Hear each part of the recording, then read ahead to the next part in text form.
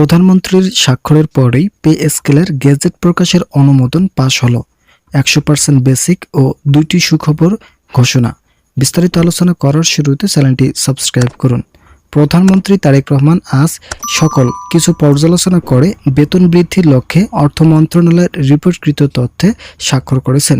সচিবদের সঙ্গে আগামীকাল 15 July pay scale নিয়ে বৈঠকে বসার আগেই বেতন বৃদ্ধির এই চূড়ান্ত সিদ্ধান্ত গ্রহণ করা হয়েছে।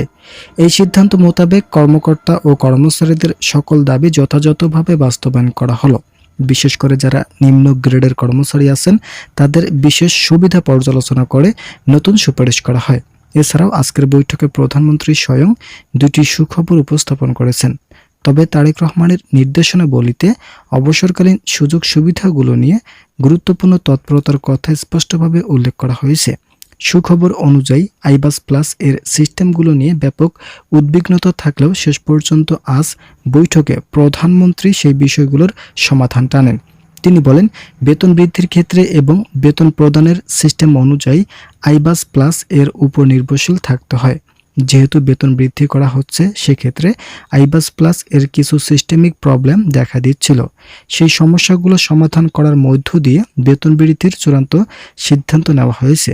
এতে করে বেতন প্রতি মাসে পাওয়ার ক্ষেত্রে নতুন করে কোনো জটিলতার সম্মুখীন হতে হবে না। আপনারা যারা এখন পর্যন্ত আমাদের এই চ্যানেলের নতুন সদস্য আছেন তারা পরবর্তী আপডেট পেতে চ্যানেলটি সাবস্ক্রাইব করুন। প্রধানমন্ত্রী কার্যালয় থেকে একটি অত্যন্ত গুরুত্বপূর্ণ সিদ্ধান্তের কথা জানা গেছে, যা দেশের সরকারি চাকরিজীবীদের দীর্ঘ প্রতীক্ষার অবসান ঘটাতে যাচ্ছে। সর্বশেষ পাওয়া তথ্য অনুযায়ী নতুন পে স্কেল বাস্তবায়নের ক্ষেত্রে গেজেট প্রকাশের জন্য প্রধানমন্ত্রী কার্যালয় থেকে চূড়ান্ত অনুমোদন পাওয়া গেছে। প্রধানমন্ত্রীর স্বাক্ষরের পরপরই এই গেজেটটি আনুষ্ঠানিকভাবে প্রকাশিত হবে। এই ঘোষণার মাধ্যমে চাকরিজীবীদের মধ্যে যে দীর্ঘ অনিশ্চয়তা ও উদ্বেগ বিরাজ করেছিল তার অবসান ঘটল। বিশেষ করে তারেক রহমানের নেতৃত্বাধীন বিশেষ কমিটির নির্দেশনায় বেতন কাঠামোর দীর্ঘদিনের সব জটিলতার সফলভাবে নিরসন করা সম্ভব হয়েছে। পে স্কেল বাস্তবায়নের পথে প্রাথমিক পর্যায়ে নানা ধরনের আমলাতান্ত্রিক ও প্রযুক্তিগত জটিলতা অত্যন্ত প্রকট আকার ধারণ করেছিল।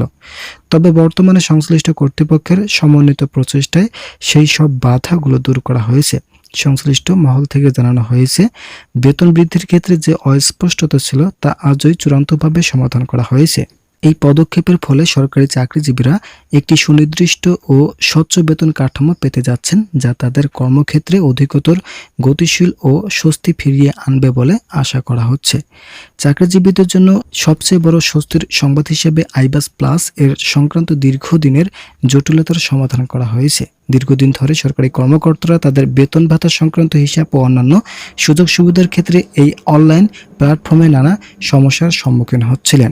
আপনারা যারা এখনও চ্যানেলটি সাবস্ক্রাইব করেনি তারা অবশ্যই চ্যানেলটি সাবস্ক্রাইব করুন। দ্বিতীয় বড় সুখবরটি হলো সরকারি চাকরিজীবীদের অবসরকালীন সুবিধা বা পেনশনের ক্ষেত্রে আমূল পরিবর্তন আনা হয়েছে।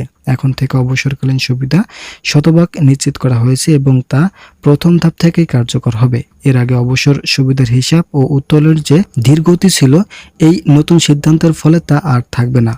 অবসরে যাওয়ার পর আর্থিক নিশ্চয়তা নিয়ে যে সংখ্যা কর্মীদের জন্য কাজ করত, এই সিদ্ধান্তের মাধ্যমে তা শতভাগ নিরসন করা হলো, যা চাকরিজীবীদের জন্য একটি ঐতিহাসিক অর্জন হিসেবে গণ্য করা হচ্ছে। নতুন পে স্কেলে বেসিক বেতন 100% বৃদ্ধির বিষয়টি নিয়ে জোরালো আলোচনা চলছে এবং সেটির চূড়ান্ত রূপ পাচ্ছে।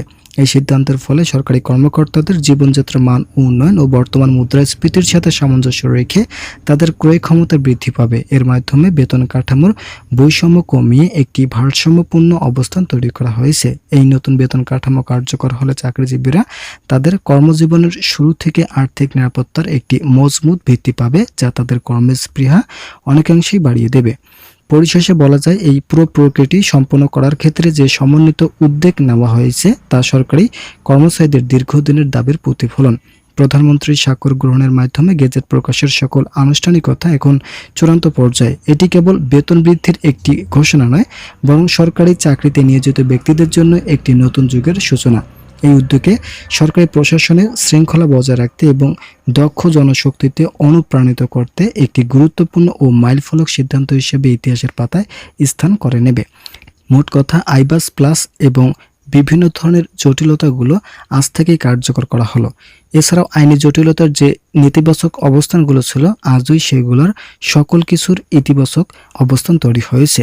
তো আপনারা যারা এখনও চ্যানেলটি সাবস্ক্রাইব করেননি তারা অবশ্যই পরবর্তী আপডেট পেতে চ্যানেলটি সাবস্ক্রাইব করে আমাদের সঙ্গে থাকুন।